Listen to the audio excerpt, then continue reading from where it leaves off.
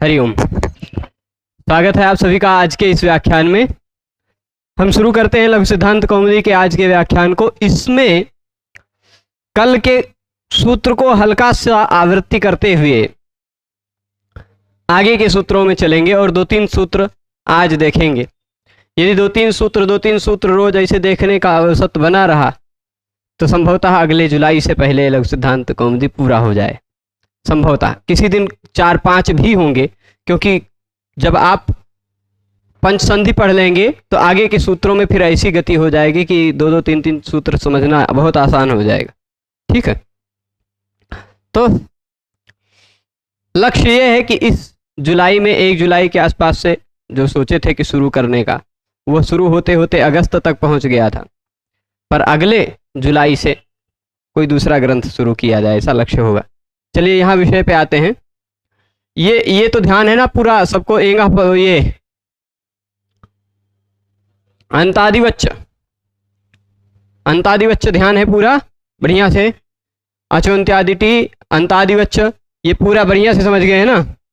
ओमांग ओश्च, कुछ लोग कह रहे थे कि भाई ये ओमांग नहीं समझ में आ रहा है। ओमांग एक व्यक्ति ने कमेंट किया था, तो ओम धन आंग, ओम धन आंग तो बनता है ओमांग। ओम वाला उदाहरण शिवाय धन ओम था, शिवायोम हो गया। ठीक, और आंग का उदाहरण शिव धन ए ही था। आप कहेंगे ए ही में कहाँ आंग दिखाई पड़ रहा है, तो ए ही में जो ए है वह आंग ही है, अंतादिवच्च इस नियम के आधार पर। ठीक है, पूरा विषय संभवतः आप ध्यान में आ गया हो आपको। तो अब आ जाते हैं फिर एक सूत्र पर। इस सूत्र को आप जरा अष्टाध्यायी में ध्यान से देखिएगा। नंबर वही वाले बॉर्डर में है, 84 से 111 वाले में है ना। एकादेश वाले में 2 वर्णों के स्थान पर कभी कभी किसी एक के जगह पे आदेश होता है, कभी कभी दोनों के स्थान पर एक आदेश होता है। ठीक, वही एकादेश वाला अधिकार है। वह जो एकादेश वाला अधिकार है वह अकः सवर्णे दीर्घा में भी है, अकः सवर्णे दीर्घा में भी है। एक पूर्व प्रयोग से लेकर के आप देखेंगे तो 111 नंबर सूत्र तक है। ठीक है, तो अकः सवर्णे दीर्घा बहुत सिंपल दिखाई पड़ रहा। अकः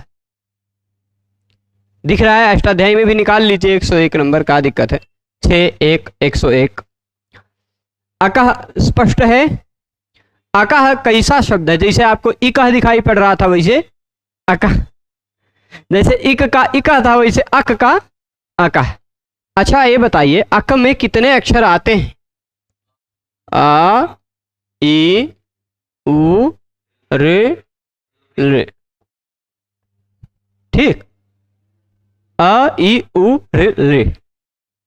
ये दोनों ये 5 वर्ण, अगर इन 5 वर्णों के तुरंत बाद कोई सवर्ण आ जाए तो हो जाता है दीर्घ। इन 5 वर्णों के बाद क्या आ जाए? सवर्ण। अकः सवर्णे। सवर्णे में कौन सी विभक्ति लगी है? यहां षष्ठी लगी है, यहां सप्तमी लगी है। षष्ठी का मतलब होता है स्थान पर, अक के स्थान पर। या अका में कुछ लोग पंचमी भी मानते हैं, पंचमी मत मानिएगा यहां।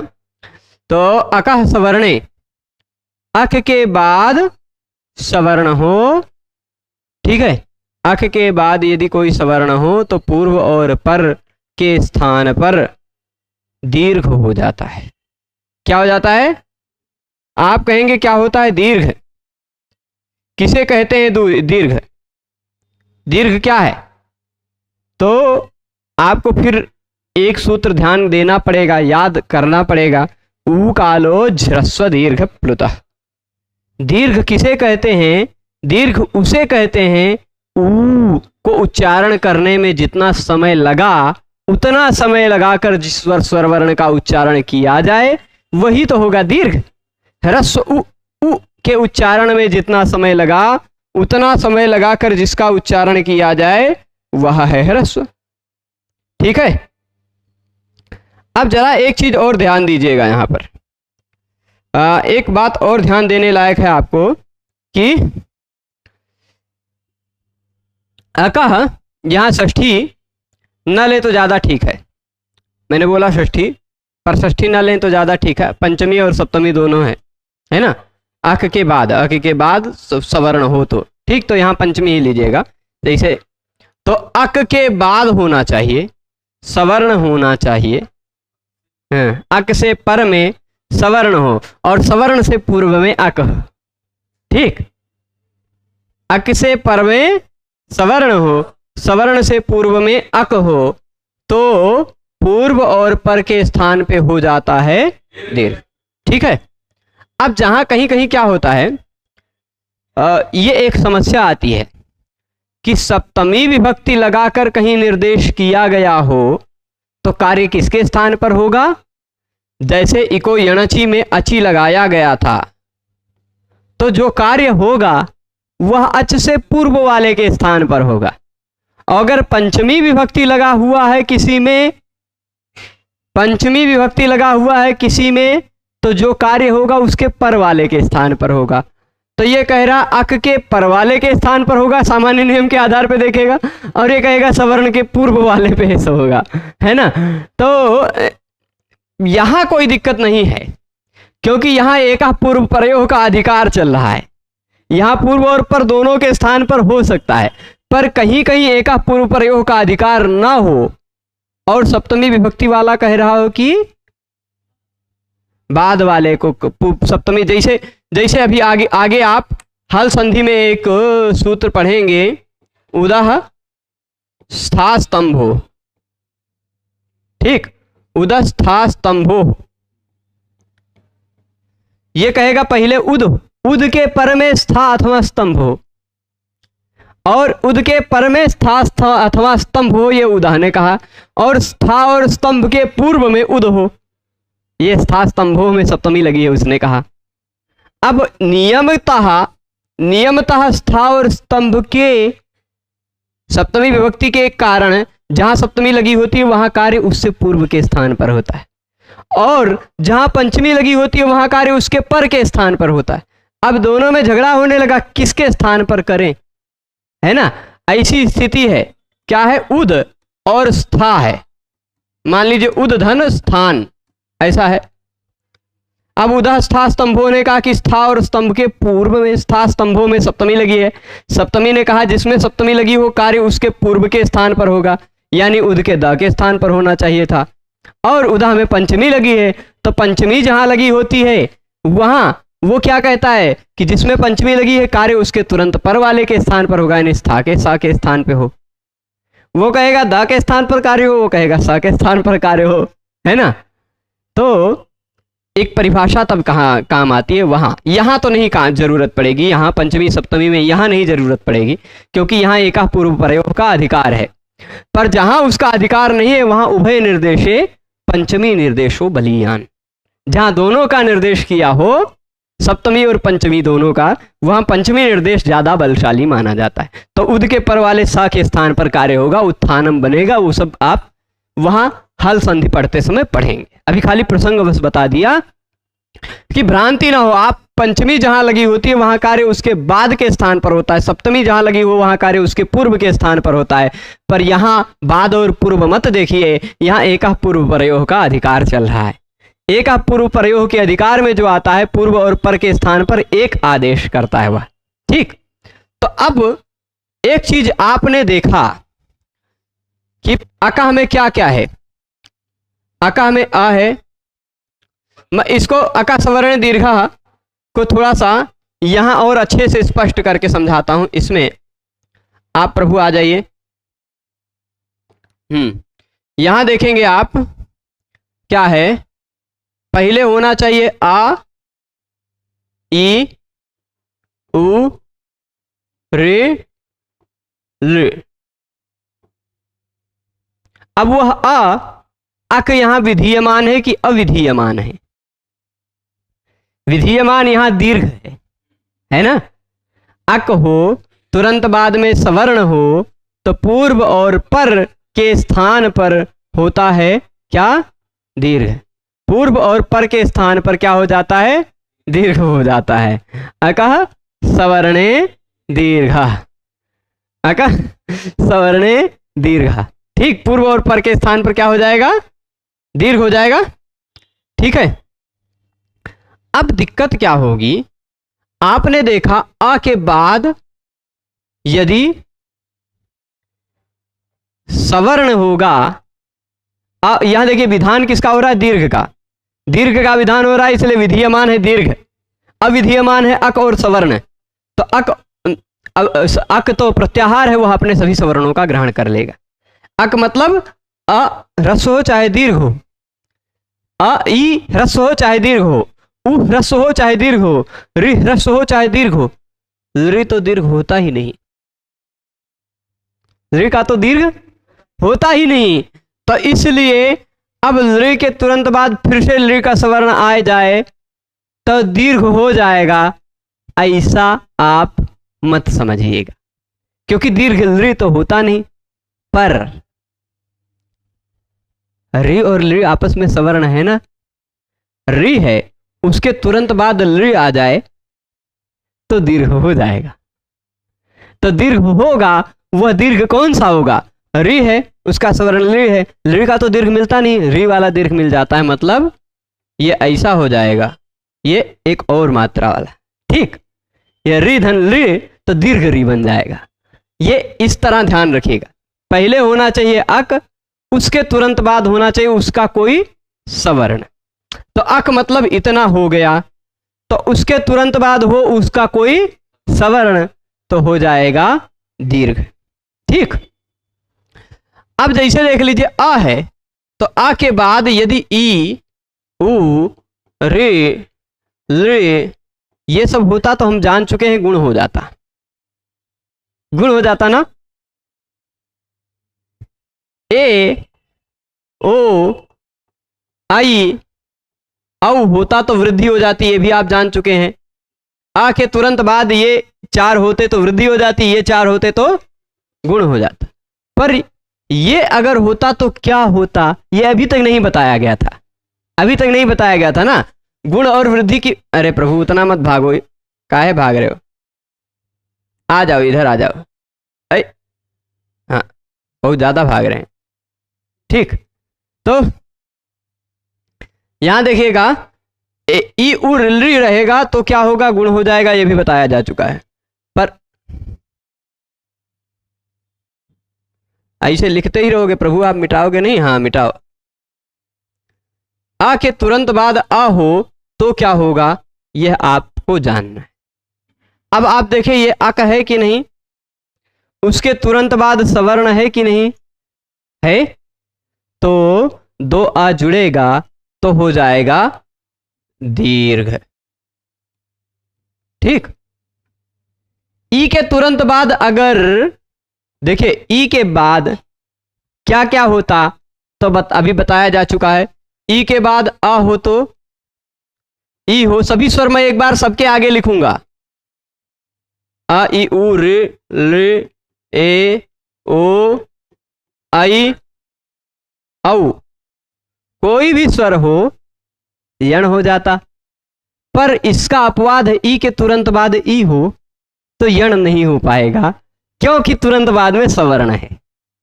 सवर्ण स्वर यदि तुरंत बाद में मिलता है, कौन सा मिल जाएगा? ई के तुरंत बाद ई मिल जाएगा, चाहे ह्रस्व चाहे दीर्घ, तो पूर्व और पर दोनों के स्थान पर हो जाएगा दीर्घ। वही बात उ में रहेगा, उ के बाद उ मिल जाए, उसके सिवाय कोई दूसरा स्वर होगा तो यण हो जाएगा, उसके सिवाय कोई दूसरा स्वर वर्ण ई उ के बाद आ जाए तब तो यण हो जाएगा, उ के स्थान पर हुआ हो जाएगा। पर उ के तुरंत बाद उ आ जाए तो फिर आप इको यणची मत लगाने लग जाना। अगर सवर्णे दीर्घा, तो सवर्णे दीर्घा सवर्ण वाला जो नियम हो वो थोड़ा उसका अपवाद नियम बन जाएगा, बाधक हो जाएगा। तो सवर्ण होने पर फिर हो जाएगा दीर्घ, उ धन उ बराबर उ हो जाएगा। फिर रि के बाद धन रि हो या रि के बाद लि हो तो भी सवर्ण तो रहेगा ही, रि और लि दोनों एक दूसरे के सवर्ण हैं, तो भी उसके स्थान पर जो आएगा वह दीर्घ रि ही आएगा। ठीक, क्योंकि लि वाला दीर्घ होता नहीं, रि का कोई दीर्घ। वैसे अब मान लीजिए कोई उदाहरण मिलेगा नहीं संस्कृत में, कोई उदाहरण मिलेगा नहीं, पर अगर कोई जबरदस्ती कल्पना ही करना चाहे कि पहले भी लृ है उसके तुरंत बाद फिर से लृ है तो क्या होगा, ऐसा कोई उदाहरण मिलेगा नहीं, है ना। पर अगर मान लीजिए पहले लृ है और उसके बाद ऋ है, दोनों में सवर्ण दीर्घ हो रहा है तो फिर आप ऋ ही करेंगे दीर्घ, क्योंकि लृ का दीर्घ रूप नहीं मिलता, ऋ का तो मिल ही जा रहा है ना, सवर्ण दीर्घ हो जाएगा। ठीक है, तो उसके स्थान पर क्या आ जाएगा, ऋ। तो इसको मिटा देते हैं, निष्कर्ष जितने में है उतने में ही रहने देते हैं। ठीक है, अब उदाहरण देखते हैं। उदाहरण देखते हैं, सवर्ण संज्ञा का महत्व क्या है वह आपको यहां समझ में आया। अ का सवर्ण तुल्यास्य प्रयत्नम सवर्णम का महत्व यहां अका सवर्ण दीर्घा में समझ में आएगा। उदाहरण क्या दिया है, पहले दैत्यारी। देखिए पहला उदाहरण है, दैत्य हैं, दैत्यों के जो अरि हैं वो क्यों हैं। ज्यादातर नाम ये सब वैष्णव थे, भट्टो जी दीक्षित और वरदराजाचार्य जी ये लोग वैष्णव थे। ज्यादातर उदाहरण भगवान विष्णु के नाम पर रख दिए हैं। शुद्धि उपास्य, शुद्धियों के द्वारा कौन उपास्य हैं, तो भगवान विष्णु। मध्वरी, मधु के हरि कौन है, भगवान विष्णु, है ना। तो फिर उसके बाद धात्रंसा ब्रह्मा जी के अंश। ठीक, या ऐसे ही ज्यादातर विष्णु परक नाम लिए हैं, हरये विष्णवे, है ना। आप उदाहरण देखिए तो बहुत सारे उदाहरण यहाँ दैत्यारी, दैत्य के अरि कौन है, दैत्यारी। अब देखिए ये कुछ कम भक्ति दिखाए हैं। एक तो श्री जीव गोस्वामी हुए हैं, श्री जीव गोस्वामी, उन्होंने कुछ ज्यादा ही भक्ति दिखा दी। कुछ ज्यादा भक्ति मतलब उनके एक शिष्य उनके पास आए व्याकरण पढ़ने, तो पाणिनि जी का व्याकरण पढ़ा रहे थे। कहे पढ़ो, दाधा घदा तरप तमप घ, तरप और तमप को घ कहा जाता है, दा और धा को घू कहा जाता है, शेष ह्रस्व इकारांत इत्यादि को घी कहा जाता है, किसी को टी कहा जाता है, किसी को घी कहा जाता है, किसी को घू कहा जाता है, किसी को घ कहा जाता है, किसी को भ कहा जाता है, यचि भम, है ना। तो वो कहे, एक भक्त कोई मिल गए थे, उनको कहे गुरुजी ये हमें कुछ समझ में नहीं आता, का है घू, का है घ, का है भा। कोई भगवान का नाम होता तो भगवान के नाम के सिवाय कुछ पढ़ेंगे नहीं हम। तो उन्होंने अपने उस शिष्य के लिए पूरा का पूरा व्याकरण ही भगवान के नाम पर बना डाला। नाम ही है हरिनामामृत व्याकरण, श्री जीव गोस्वामी के द्वारा प्रणीत। वहां उन्होंने गुण संज्ञा नहीं की, वहां लोप संज्ञा नहीं करेंगे। क्या अब यहाँ पाणिनि जी कहेंगे अदर्शनम लोपा, वो कहेंगे लोप नहीं, लोपो हर, हर संज्ञा कर देंगे। ठीक, वामन ह्रस्व संज्ञा नहीं करेंगे, वामन संज्ञा कर देंगे। प्लुत संज्ञा नहीं करेंगे, त्रिविक्रम संज्ञा कर देंगे। सारा का सारी की सारी संज्ञाएं भगवान विष्णु के नाम पर है और सार्थक लगती, बहुत मजेदार लगती। तो वो भी एक व्याकरण है, सरल व्याकरण है। कभी उसकी भी जहाँ अगर रहे कुछ 8-10 साल तो उसकी भी परंपरा चालू कर देंगे, वो भी पढ़ेंगे, मजा आएगा। वो पाणिनि व्याकरण की अपेक्षा पूरा नकल है। पाणिनि व्याकरण पढ़े रहे तो आप खुद ही पढ़ के, जैसे क्या कहते हैं कहानी की पुस्तक पढ़ते जाते हैं समझ में आता है, वैसे पाणिनि व्याकरण पढ़ने के बाद वो कहानी की तरह पढ़ने पे समझ में आएगा। पर उसको पढ़ने के बिना थोड़ा सा दिमाग लगाना पड़ेगा। यदि आप पाणिनि व्याकरण नहीं पढ़े तो थोड़ा सा दिमाग लगाना पड़ेगा, तो आपको समझ में आएगा। उसको भी पढ़ाया जाएगा कभी। तो दैत्य अरि ये तो विषय से अंतर हो गया था, लेकिन सोचे कि थोड़ा सा आप सबकी जानकारी में एक पुस्तक का नाम आ जाए, आप सबके रुचि में आ जाए कि हाँ वो देखना है, देखने लायक है। कितने हैं विष्णु भगवान के नाम पर ही, अपने खाली एक शिष्य के लिए पूरा का पूरा व्याकरण ही भगवान के नाम पर लिख डाला। ये भगवान के नाम के सिवाय कुछ नहीं जानना चाहता, इसको व्याकरण भी सिखाना है तो चलो सीख लो, ऐसे ही सीख लो, है ना। तो अब देखिए दैत्य अरि। अब यहां आपको अ दिखाई पड़ रहा है, अक है कि नहीं, अक है ना। इसके तुरंत बाद ये सवर्ण है कि नहीं, अक के तुरंत बाद सवर्ण अक आ जाए तो पूर्व और पर के स्थान पर हो जाता है दीर्घ, यानी ये वाला आ निकल जाएगा, ये वाला आ निकल जाएगा, दोनों के स्थान पर आ जाएगा ये आ, जोड़ लीजिएगा, बन जाएगा दैत्यारी। ठीक। दैत्यारी, खरारी, खर नामक राक्षस के अरि जो है वो खरारी है भगवान विष्णु, भगवान श्री राम है ना। दूषणारिम नमस्कृत्य है, दूषणारी के शब्द से भी खर और दूषण के साथ साथ प्रयोग किया है। रावणारी तो तमाम जगह प्रयोग है, रावण से अरि रावणारी, रावण में अ है, अरि में अ है, रावणारी बनाते रहिए, है ना। तो ये हो जाएगा अधन अ। अच्छा,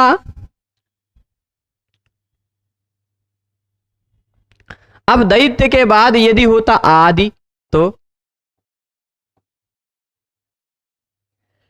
यहां इसलिए बताना आवश्यक है कि आप ये ध्यान रखिएगा कि पहले ह्रस्व हो चाहे बाद में ह्रस्व हो, पहले दीर्घ हो चाहे बाद में दीर्घ हो, सवर्ण तो है ना। आप ये तो मानते हैं कि अ का उच्चारण स्थान कंठ, इस अ का भी उच्चारण स्थान कंठ, अ का ह्रस्व आ का आभ्यंतर प्रयत्न। व्याकरण शास्त्र के अंतिम सूत्र अ को समझने के बाद उससे बाहर की दृष्टि में देखें तो विवृत संवृत है, पर प्रक्रिया दशा में व्याकरण में तो अ का विवृत ही है ना। इसका भी आभ्यंतर प्रयत्न विवृत और इसका भी आभ्यंतर प्रयत्न विवृत, बड़ा आ का भी, तो सवर्ण है कि नहीं। अक है, उसके तुरंत बाद सवर्ण है, तो पूर्व और पर के स्थान पर कर दीजिए आप दीर्घ, ठीक है। तब वो दीर्घ होगा। ऐसा मत सोचेगा कि यहाँ ह्रस्व था यहाँ दीर्घ था, ह्रस्व और दीर्घ जोड़ के हम प्लुत कर डालें, ऐसा बिल्कुल मत कीजिएगा। दोनों तरफ दीर्घ रख दीजिए, ठीक, दोनों तरफ आप दीर्घ रख दीजिए। जैसे अब यहां ये एक उदाहरण बता देते हैं, लता आदि, लता आदि, ठीक। तो लता आदि बन जाएगा, यहां भी आ है यहां भी आ है, दोनों एक दूसरे के सवर्ण हैं। होगा क्या, इधर भी दीर्घ है इधर भी दीर्घ है, पर इन दोनों के स्थान पर आएगा दीर्घ है। ऐसा मत सोच लीजिए कि दोनों दीर्घ मिला के एक 4 मात्रा वाला कुछ बना डालें, ठीक, प्लुत से भी बड़ा, ठीक है, वो बनेगा वैसे ही। विद्या आलय को मत जोड़िएगा, यहां कल बता दिया था उसका स्पष्टीकरण। विद्या और आलय में जो लोग आकाश वर्ण दीर्घा में दीर्घ करने लग जाते हैं वो लोग थोड़ा बहुत कुछ कुछ गड़बड़ी कर जाते हैं। विकास जी ने क्या कहा है, हाँ, नहीं, विप्रतिषेध जब तुल्य बल का विरोध होना चाहिए तब होगा ना। वैसे देखेंगे विप्रतिषेधे परम कार्यम, फिर उसका भी पदच्छेद लेते हैं, विप्रतिषेधे अपरम कार्यम, ऐसा भी लेते हैं, दोनों मत है व्याकरण में। तो जब ओमांगोश जहां आंग का विषय है, जहां आंग उपसर्ग का विषय है, वहां तो हम आकाश वर्ण दीर्घा को छोड़ दें, ओमांगोश से पररूप होकर वही काम हो रहा है, तो हम आकाश वर्ण दीर्घा करने की अपेक्षा न रखें, है ना। पर जहां आंग का विषय नहीं है ऐसा कोई, इसीलिए मैंने आदि लिखा, उदाहरण में क्या लिखा, आदि, आलय, विद्या और आलय नहीं लिखा, आदि लिखा। यहां आंग उपसर्ग नहीं है, आंग उपसर्ग जहां रहेगा वहां ओमांगोश लगा, ये ज्यादा सही माना जाएगा, ठीक है। चलिए आगे बताते हैं इसको, यहां आ जाते हैं। दूसरा उदाहरण क्या है, श्रीशः। यहां देखिए श्री हैं, श्री कौन है, भगवती लक्ष्मी जी, ठीक, लक्ष्मी जी का एक नाम है श्री। इनके भी ईश कौन है, वही भगवान विष्णु, भगवान विष्णु वाला उदाहरण मिलेगा, ठीक। तो श्री के ईश जो हैं वो यहां आप देखिए अक है कि नहीं, है, अक के तुरंत बाद सवर्ण है, तो अकः सवर्णे, अक के बाद सवर्ण होने पर पूर्व और पर दोनों के स्थान पर आ जाएगा दीर्घ, ठीक। यहां श्री में से ई निकल चुका है तो इसलिए ये ऐसे आधा बचेगा, और यहां ईशः में ई निकल चुका है तो केवल शाह बचेगा, जोड़ लेंगे तो बन जाएगा श्रीशः, श्रीशः, ऐसे ही बनेगा ना, कोई आपत्ति नहीं ना। यहां अगर अकस सवर्णे दीर्घ सूत्र न होता तो कौन सा सूत्र लग रहा होता, इको एणच ही लग रहा होता ना, यदि अका सवर्ण दीर्घ न होता, उसको रोकने ना आता, तो ये कोई अणची लग रहा होता। आप सब पढ़े हैं, ठीक है। इसके बाद कौन सा उदाहरण है श्रीशा के बाद? विष्णुदय। देखिए, विष्णु भगवान को छोड़ेंगे नहीं, परम वैष्णव हैं।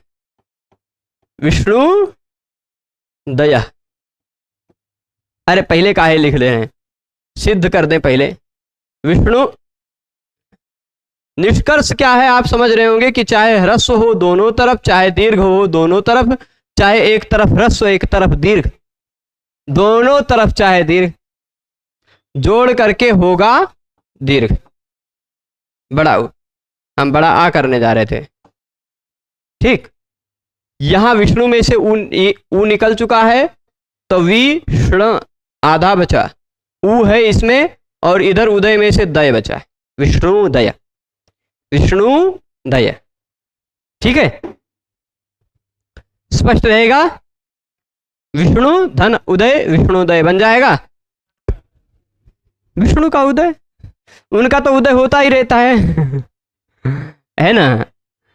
जैसे सूर्य, वैसे कहा जाए सूर्य तो हमेशा सत्ता में रहते ही हैं, पर कहते हैं सूर्य का उदय हो रहा है। उद्गमन होना, उदय में उद उपसर्ग, अस्त नहीं होता है ना।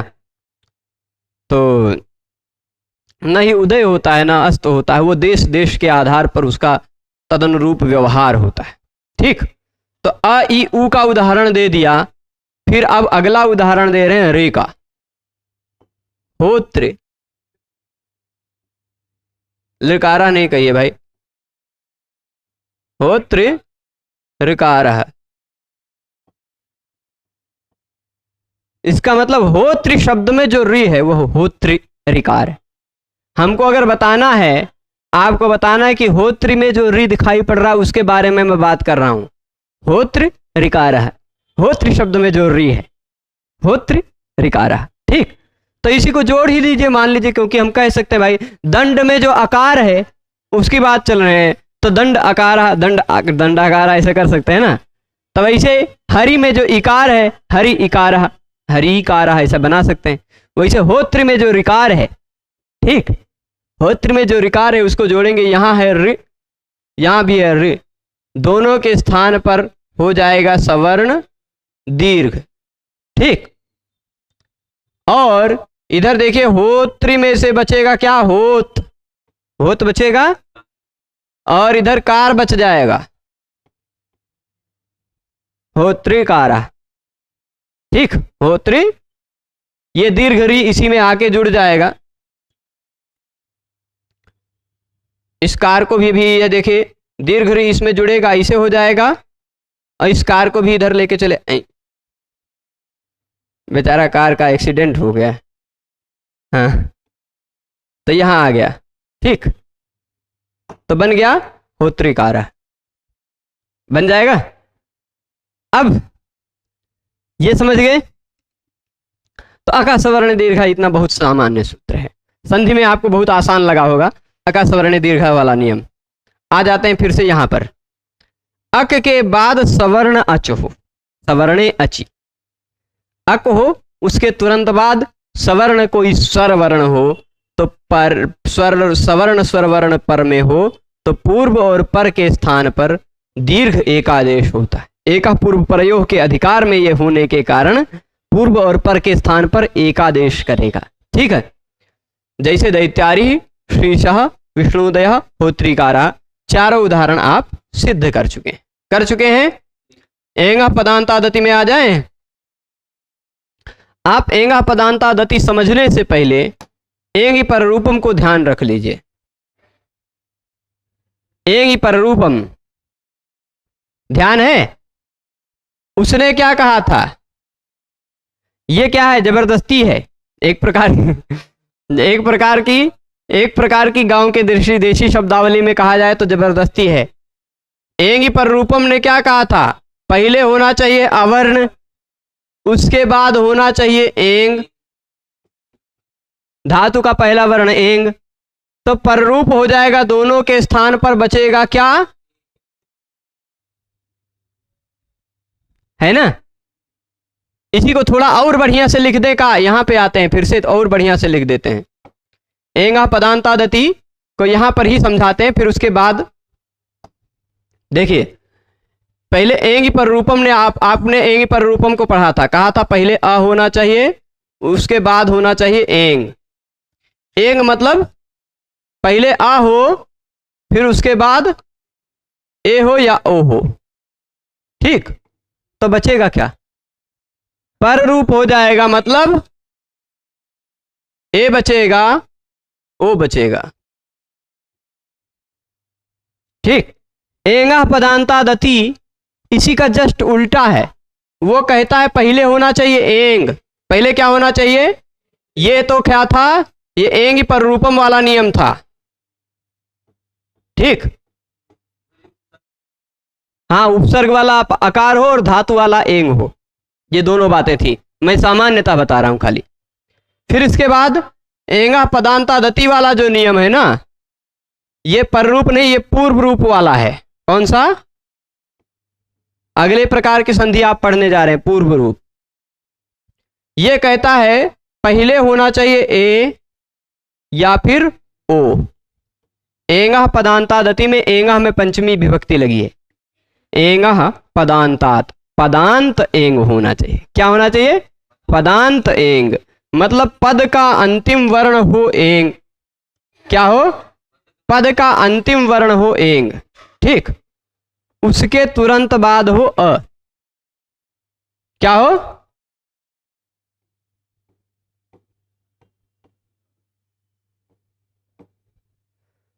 तो बचेगा क्या, पूर्व वाला बचेगा, मतलब ए ओ। बात आपको एक जैसी लग रही होगी कि अ धन ए जोड़ो तो भी ए बचेगा, आ धन ओ जोड़ो तो भी ओ बचेगा, और ए धन आ जोड़ो तब वो ए बचेगा, ओ धन आ जोड़ो तो भी ओ बचेगा। यानी ए ओ थोड़े ज्यादा मजबूत हैं, आ को निगल जाते हैं। हाँ, वो कुछ कुछ अपवाद जो है, वो अपवाद वाला विषय में बताऊंगा। ए धन अ हो, ए धन अ हो तो एचो यवायावा से अय हो जाना चाहिए था, ओ धन अ हो तो भी एचो यवायावा से अव हो जाना चाहिए था। पर एचो यवायावा का किस अंश में यह अपवाद है, वह अंश भी समझाऊंगा भी। कुछ अंशों में यह सूत्र एंगा पदांतादति अपवाद है। एचो यवायावा और एंगा पदांतादति दोनों को एक कसौटी पे मैं कस दूं, देख लीजिए। एचो यवायावा क्या कहता है, पहले होना चाहिए एच, ठीक। उसके तुरंत बाद कौन सा होना चाहिए, कोई भी स्वर। एंगा पदांतादति कहता है कि पहले होना चाहिए एंग, यानी ए ओ आई औ सबकी बात नहीं कर रहा है, ये केवल ए ओ की बात कर रहा है। और वह भी कैसा होना चाहिए, पदांत। ये तो कैसा भी चलेगा, यहां पदांत हो चाहे अपदांत हो, चाहे जैसा हो वहां चलेगा, पर यह कहता है पद का अंतिम वर्ण होना चाहिए एंग। और इसने कहा था तुरंत बाद में कैसा भी स्वर हो तो चलेगा, ये कहता है कैसा भी स्वर हो तो नहीं चलेगा, ये खाली अ, ह्रस्व अ होगा तभी चलेगा।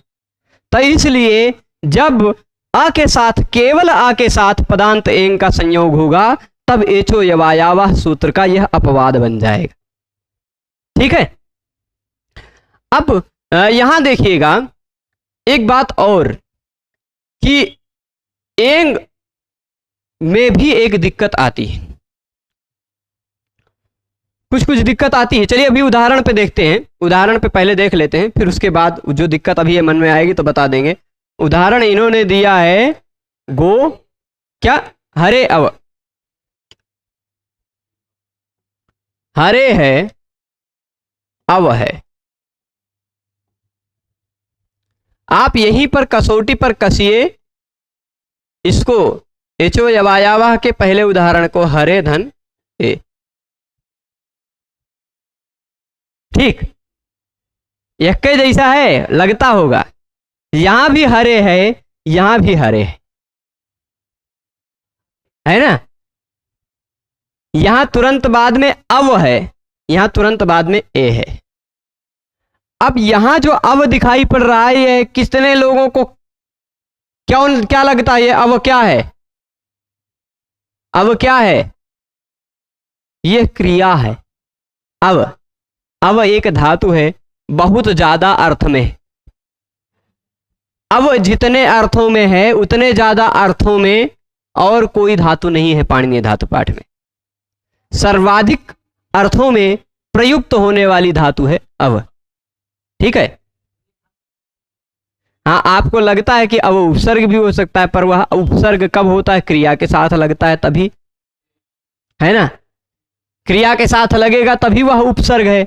आप कहेंगे कि यहां क्रिया नहीं है, क्रिया के बिना भी कभी कभी वो प्रपरा अपसम अनु इत्यादि का प्रयोग हो जाता है। क्रिया के बिना भी प्रयोग हो जाता है निपात के रूप में, उसका प्रयोग कर लीजिए, क्या दिक्कत है? निपात है, कोई दिक्कत नहीं, वो भी एक प्रकार की अर्थवद धातु रप प्रत्यय प्रातिपदिकम स्वयं प्रातिपदिक मानेंगे, है ना? अब क्या है? अर्थ वाला है कि नहीं? उसमें कोई ना कोई अर्थ है, धातु भी नहीं है। अगर उस तरह निपात वाला माने तो धातु नहीं है, प्रत्यय भी नहीं, प्रातिपदिक मान लेंगे। प्रातिपदिक मानेंगे, सुप्रत्यय लगाएंगे, उसमें प्रथमा विभक्ति एक वचन, सुप्रत्यय लगाएंगे, अव का रूप बनाने लगे, सुऔजस समौजस, ये प्रत्यय लगाएंगे, चाहे जो प्रत्यय लगाएं, क्योंकि निपात है इसलिए वह अव्यय है। उसके बाद चाहे जो प्रत्यय लगाएं आप, वो प्रत्यय गायब ही हो जाएगा, सभी विभक्तियों में अव ही बचेगा। तो निपात भी मानिए तो भी अव है ना? निपात भी मानिए तो भी अव है, एक स्वतंत्र पद है। स्वतंत्र पद है कि नहीं? और यदि क्रियापद मानिए, अव धातु का लोट लकार मध्यम पुरुष एक वचन वाला क्रियापद माने, अव, अवतात, अवतम, अवत, अवानी, अवाव, अवाम, है ना? ये वाला जो प्रयोग है, अवतु, अवतात, अवताम, अवंतु, वही अव बनता है लोट लकार में, लोट मध्यम पुरुष एक वचन। तो यहां अव मतलब कई अक्षर अर्थों में है। सामान्य रूप में हम कह दीजिए अव मतलब होता है रक्षा करो। अव एक अर्थ है, कई अर्थों में एक अर्थ है, तो रक्षा करो। ठीक है।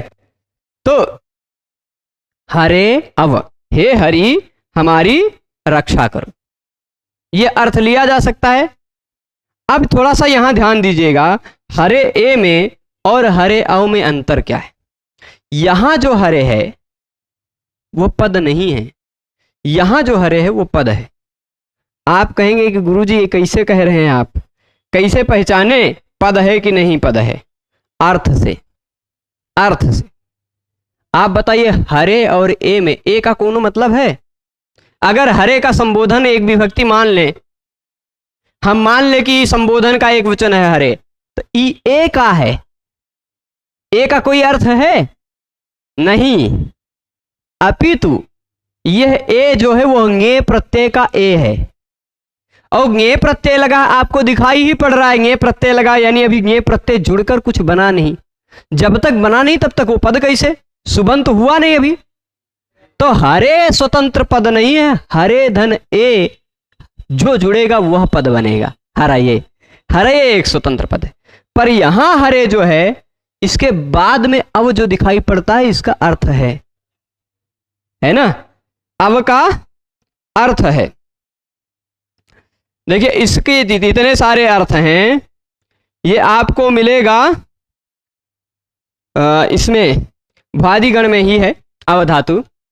इसके अर्थ हैं रक्षण, गति, कांति, प्रीति, तृप्ति, अवगम, प्रवेश, श्रवण, स्वामी, अर्थ, याचन, क्रिया, इच्छा, दीप्ति, अवाप्ति, आलिंगन, हिंसा, दान, भाग, वृद्धि।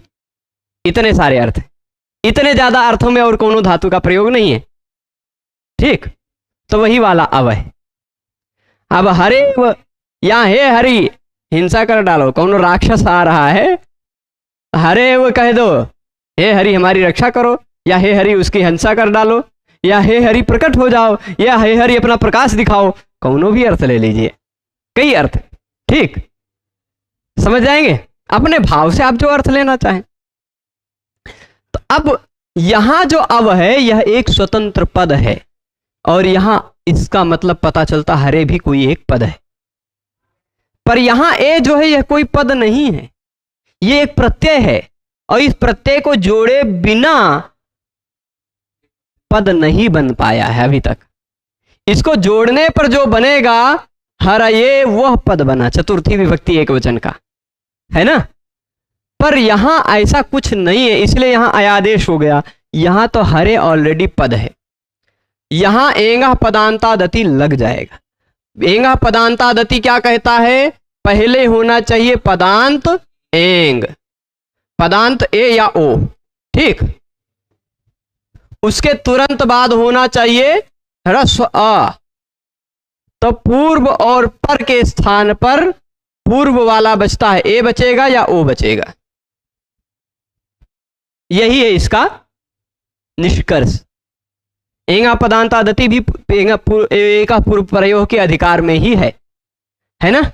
एका पूर्व प्रयोग में मतलब एंगा पदांतादति का नियम कौन से सूत्र नंबर क्या है, सूत्र नंबर 109, 111 से तो पहले में है ना, ठीक है। तो ये देखिएगा हरे है पदांत एंग, हरे में ए जो है वह पद का अंतिम वर्ण है, पद का अंतिम वर्ण है, इसलिए पदांत है। और पद का अंतिम वर्ण होने के साथ साथ एंग भी है। एंग मतलब ए ओ में से कोई एक है ना। पद का अंतिम वर्ण भी है, एंग भी है, और उसके तुरंत बाद अत, अत मतलब ह्रस्व आ दिखाई पड़े। एंग, देखिए सूत्र में क्या कहा गया, एंग, ठीक। पदांतात, मैं अगर सूत्र को तोड़ूं तो पदांतात अति, ये जो अति दिखाई पड़ रहा वह अत शब्द का सप्तमी विभक्ति एक वचन का रूप है, ठीक। अत मतलब ह्रस्व अ, यहां आ के तुरंत बाद त लगा हुआ है, तपरस तत्कालस, त जिसके पर में दिखाई पड़ जाए वह अपने काल का ही बोध कराता, यानी केवल ह्रस्व अ का ही बोध कराएगा। अत दीर्घ आ या प्लुत आ होगा तो भी काम नहीं चलेगा। यदि हरे अव ना होकर हरे आगच्छ होता तो नहीं होता, हर यागच्छ हो जाता, एचो यवायावा लग जाता, अथवा हर आगच्छ हो जाता, लोपा शाकल्य से अकलोप भी हो जाता, ठीक है, समझे। तो अब क्या हो गया, यहां र आधा हो गया, ए और अ इन दोनों के स्थान पर आ गया ए व, जोड़कर लिख दीजिए तो बन जाता है हरेव, यही शुद्ध है। अब आप कहेंगे कि गुरुजी हमारी पुस्तकिया में तो ऐसा लिखा हुआ है, ऐसा वाला, ये ड जैसा चिन्ह बना हुआ है, या इंग्लिश के एस जैसा चिन्ह बना हुआ है, ये खंडाकार जैसा है ना। तो ये जो है, ये जो आपको अ दिखाई पड़ रहा आ की तरह, वो लगाना आवश्यक नहीं है। पाणिनि जी के नियम के आधार पर जब पूर्व और पर में पूर्व रूप हो गया, ए और अ में केवल ए बचा, तो फिर आ था वहां, बेचारा शहीद हो गया है, आ को ए ने निगल लिया है, ऐसा दिखाने के लिए फिर खंडाकार का चिन्ह लगाना कोई बहुत आवश्यक नहीं है। प्राचीन ग्रंथों की आप पांडुलिपियों में पढ़ेंगे, हस्तलिखित प्रतियों में पढ़ेंगे, तो वहां ए का प्रयोग नहीं है। जैसे नमोस्तुते व्यास विशाल बुद्धे फुल्लारविंदायत पत्र नेत्र येन त्वया भारत तैल पूर्ण प्रज्वालितो ज्ञानमय प्रदीपः। कल दिखाएंगे हम आपको उसके पीडीएफ को, अभी इंटरनेट आज के दिन में खत्म हो चुका है हमारा। तो हमारे पास शारदा लिपि में भगवत गीता की पांडुलिपि है, शारदा लिपि में लिखी हुई। तो वहां नमोस्तु शारदा में जैसा लिखा जाता है, अब शारदा का पूरा कुछ वर्ण नहीं याद रह गए हैं, तो मैं ऐसे लिखा हुआ दिखाई पड़ेगा वहां, नमोस्तुते व्यास विशाल बुद्धे, नमोस्तु, नमाधन अस्तु नमोस्तु। अगर ये सामान्य लोग कोई होते तो ऐसे लगते, नमो अस्तु नमोस्तु, ठीक, नमो अस्तु नमोस्तु बन जाता है। ठीक, वहां भी एंगा पदांता दति लगाता है, एंगा पदांता दति लगता है। ठीक, तो वहां अखंडाकार लगाना कोई बहुत अनिवार्य नहीं है। यह व्याकरण के, पाणिनीय व्याकरण के 4000 लगभग सूत्रों में कोई भी ऐसा सूत्र नहीं कहता कि आप यहां पर इस वा से पहले ऐसा आकार लगा के तब व लिखो। कोई भी सूत्र नहीं कहता। यह प्रातिशाख्यों में, मतलब जो वैदिक व्याकरण है वहां पर कुछ नियम है, ऐसा मैंने सुना है, अपनी आंखों से देखा नहीं है, किसी के मुंह से सुना है प्रवचन के प्रसंग पर कि यहाँ प्रातिशाख्यों में ऐसा नियम मिलता है कि कहीं भी अगर ए और अ का जोड़ हुआ हो या ओ और अ का जोड़ हुआ हो, अ चला गया हो, तो वह उस अ को सूचित करने के लिए ओ के बाद अवग्रह लगाने का विधान है। इसको अवग्रह कहा जाता है। क्या कहा जाता है? अवग्रह। वहीं वैदिक व्याकरण में, प्रातिशाख्य में। ठीक, यहाँ लोक में नहीं है। पाणिनि जी ने कोई इसका नियम नहीं बनाया है। स्पष्ट है? तो अब आप चाहे ये आ लगा कर दिखाएं, चाहे इसके बिना भी दिखा दें, कोई आपत्ति नहीं है। ए और अ में से बचा केवल ए। ठीक, अब यही मान लीजिए हरे ना हो करके, हरे ना हो करके यहां हरि भगवान से नहीं बुला रहे हैं। मान लीजिए किसी को हरि नाम ना पसंद आता हो, विष्णु नाम पसंद आता हो, तो वो विष्णु, अब वहां हरे विष्णवे बनाया था, वैसे हरे वो विष्णु। हरि और विष्णु बहुत पसंद है, प्रिय है ना। आप उदाहरण देखते जाइएगा, ज्यादातर शार्गिन जय चक्रिन ढूंक से जितने उदाहरण दिखाई पड़ेंगे, चक्रिन चक्र धारणकारी, शार्गिन सारंगधारी, है ना, हरिस्त्राता, रामश्चिनोति, जितने भी विष्णु परक नाम है, इसलिए पता चलता है परम वैष्णव थे। ठीक है, तो विष्णु अब यहां भी विष्णु में ओ जो है पदांत है। पद का अंतिम वर्ण यदि एंग दिखाई पड़ रहा, विष्णु पद है कि नहीं? संबोधन एक वचन में बनता है। विष्णु ए में जो विष्णु था वो पद नहीं था, वो विष्णु शब्द था। उसका गीत प्रत्यय लगे होने के कारण घेर गीत सूत्र से गुण हो गया था, विष्णु बन गया था। वो गुण होकर बना हुआ है, अभी उसमें ए प्रत्यय जुड़ा ही नहीं है, वो पद नहीं बन पाया है। ठीक, यहां तो ह्रस्वस्य गुण से गुण हुआ है और एंग ह्रस्वात् संबुद्धे से फिर सुप्रत्यय गायब हो गया है, संबुद्धि का सु। तो यह पद का अंतिम वर्ण हो गया है, ओ पदांत हो गया है। पद का अंतिम वर्ण यदि ओ हो, उसके तुरंत बाद अ दिखाई पड़ता हो, ए ओ के तुरंत बाद अ दिखाई पड़ता हो, तो पूर्व और पर के स्थान पर बचता क्या है? पूर्व ओ। ठीक, देखिए यहां क्या हो गया? आधा बच गया, ओ और व जोड़ लीजिए, विष्णु बन जाएगा। अब इसके बाद कुछ लोग यहाँ आ था, बेचारा शहीद हो गया, उसको ओ ने निगल दिया।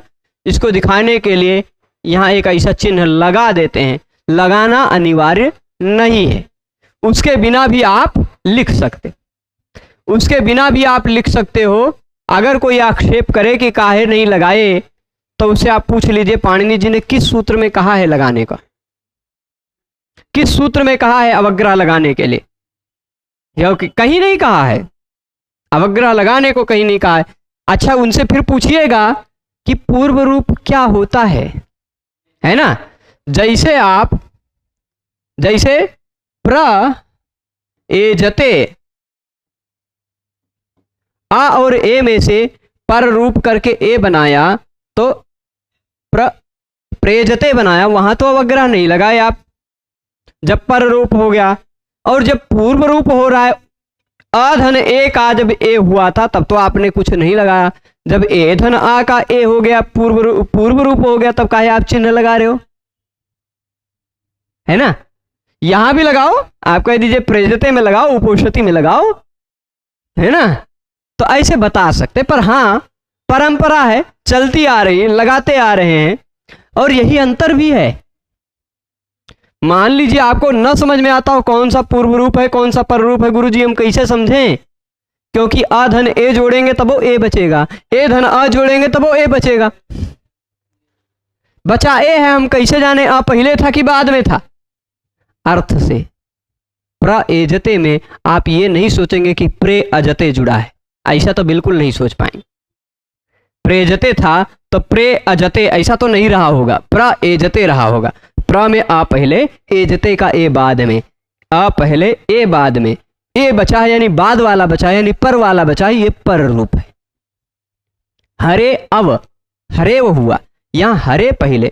अब आप ऐसा तो नहीं समझ पाए होंगे कि हर है एव हो, हर एव, ऐसा तो नहीं होगा, नहीं तो वृद्धि हो जाता, हरे वो बन जाता है ना। तो हरे अब यही रहा होगा, ऐसा तोड़ेंगे। अब हरे पहले में, ए पहले आ बाद में, ए पहले आ बाद में, ए पूर्व में आ पर में, बचा क्या पूर्व वाला, यानी ये पूर्व रूप हुआ। यही पहचान है, जहां पूर्व और पर में पूर्व वाला बचे वह पूर्व रूप, जहां पूर्व और पर में पर वाला बचे वह पर रूप, जो बचे वही रूप। ठीक है, अंतर भी समझ गए। तो हरेव विष्णुव, यह एंगा पदांतादति के दो उदाहरण होंगे।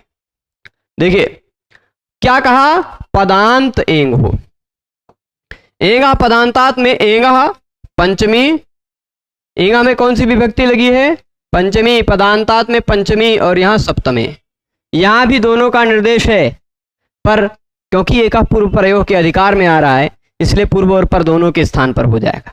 यदि एका पूर्व प्रयोग के अधिकार में न होता तो फिर दोनों का निर्देश होने पर दोनों में झगड़ा होता और उभय निर्देश से पंचमी निर्देशो बलियान वाला, फिर पंचमी को आपको ज्यादा बलशाली बनाना पड़ जाता। ठीक है, अब देखिएगा यहां पर एंगा पदांतादति में एका पूर्व प्रयोग आ रहा है। अमी पूर्वा की अनुवृत्ति आ रही कि नहीं, जरा देखिए कितने नंबर सूत्र है अमी पूर्वा, 107 है ना। देख लीजिए 109 में अमी पूर्वा की अनुवृत्ति आ रही है ना, है ना। तो क्या हो गया, पदांत एंग के बाद, पदांत एंग के बाद यदि ह्रस्व अ दिखाई पड़ता हो तो पूर्व और पर के स्थान पर एका पूर्व प्रयोग का भी अधिकार चल रहा है ना। एका पूर्व प्रयोग का भी अधिकार चल रहा है। एका पूर्व प्रयोग को हम शॉर्ट में क्या कह दें, एकादेश कह दें। ठीक, एकादेश कह दें। तो अब पदांत एंग के बाद यदि ह्रस्व अ दिखाई पड़ता हो तो पूर्व और पर के स्थान पर एक आदेश हो जाता है। वो कौन सा होता है, पूर्व वाला हो जाता है। पूर्व और पर के स्थान पर एक आ जाता है, वह एक कौन सा आता है, पूर्व वाला आ जाता है। जैसे हरे अव, ये ए पूर्व वाला था वही आ गया। विष्णु अव में विष्णु पूर्व वाला था वही आ गया। ठीक है, स्पष्ट है। एंगा पदांतादति भी स्पष्ट है ना, कोई आपत्ति नहीं। अब आ जाते हैं अगले सूत्र पर, सर्वत्र विभाषा गो, सर्वत्र विभाषा गो।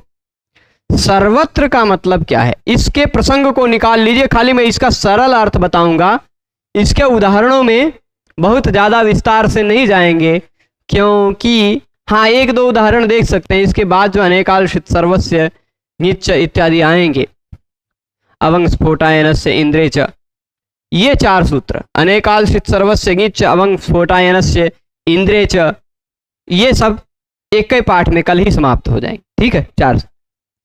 और इसमें भी जो बचेगा वो भी उसी पाठ में समेट जाएगा, बहुत ज्यादा विस्तृत विषय नहीं। तो अब सर्वत्र का मतलब, जरा इस सूत्र के प्रसंग को देखिए, निकालिए। ये सूत्र का प्रसंग निकालिए, 6.1.122, 6.1.122 निकालिए। सर्वत्र से पहले और किस शब्द में आपको सप्तमी विभक्ति दिखाई पड़ रही है? नहीं, सर्वत्र से पहले किसी शब्द में आपको सप्तमी विभक्ति दिखाई पड़ती होगी। नहीं, सर्वत्र विभाषा गो।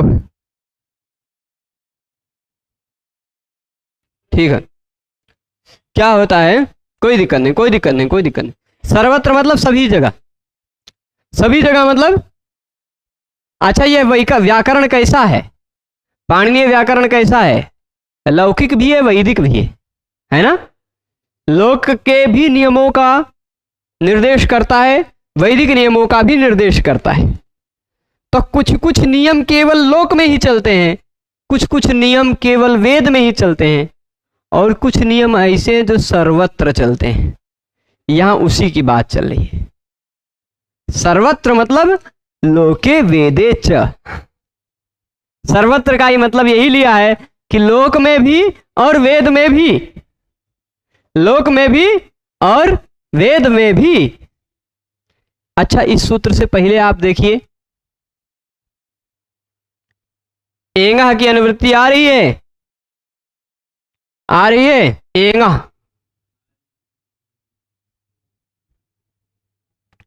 देख लीजिए, मिल जाएगा। एंगा पदांतादति में एंगा के बाद कुछ आवृत्ति नहीं लिखी, उसके बाद कहीं और दोबारा एंगा का प्रयोग नहीं है ना? नहीं है, तो एंगा पदांतादति से एंगा की अनुवृत्ति आनी चाहिए।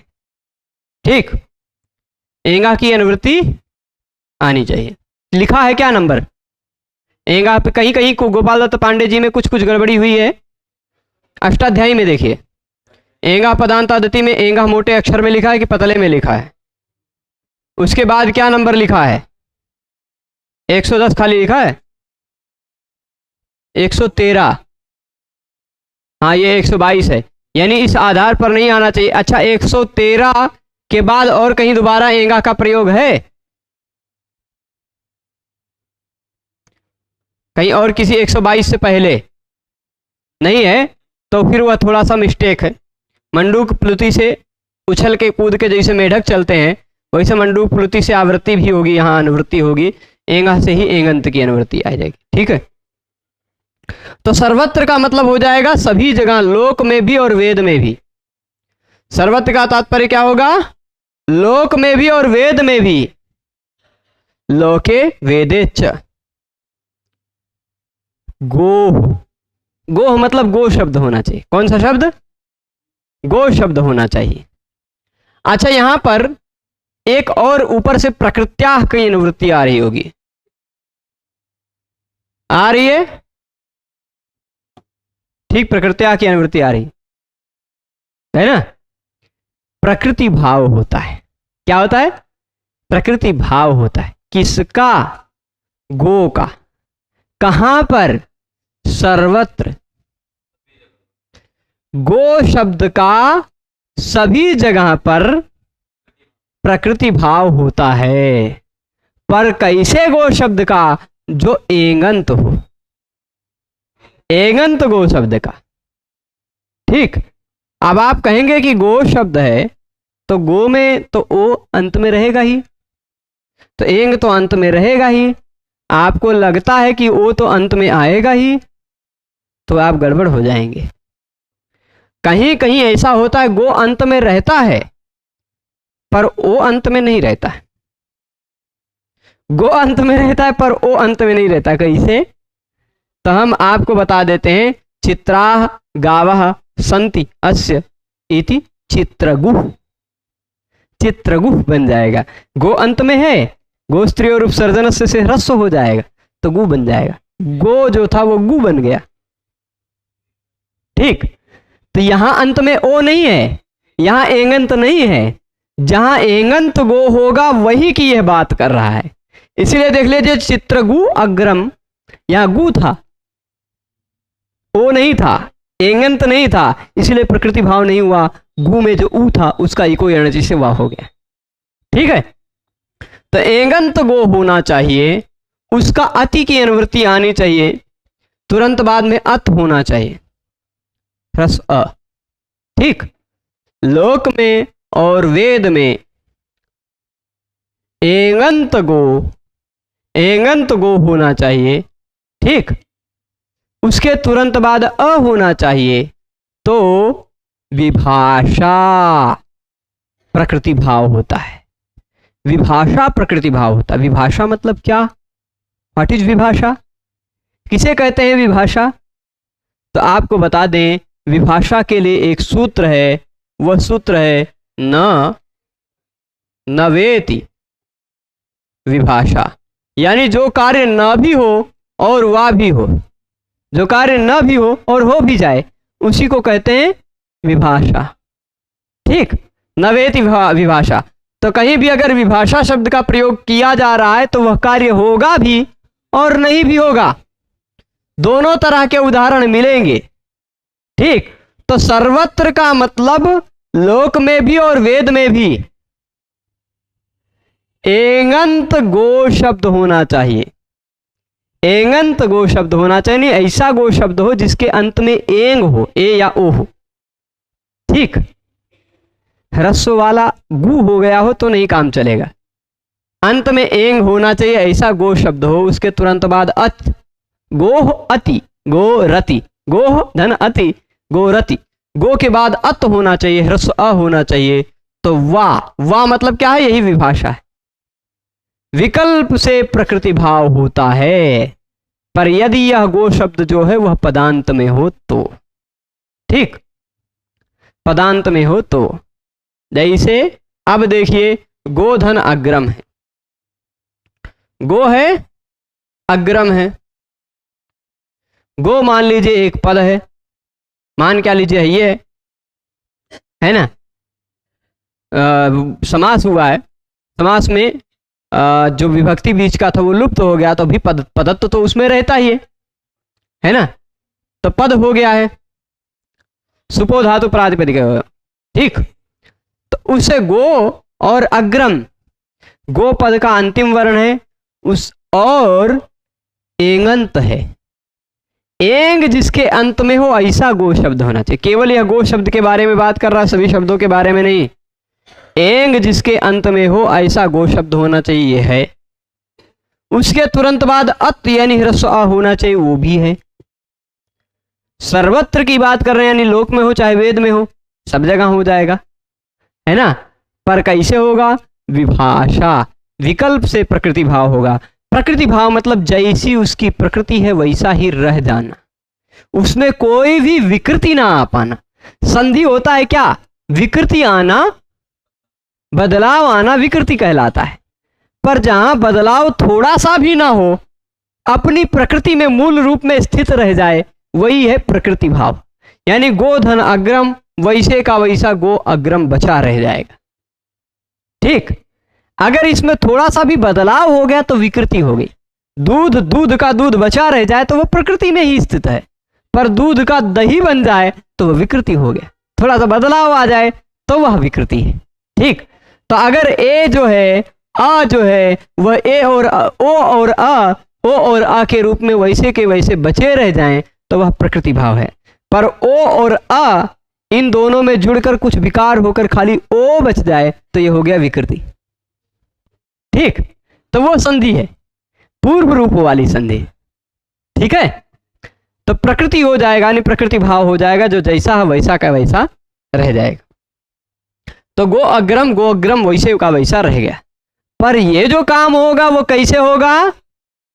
वाह होगा, विभाषा होगा, विकल्प से होगा।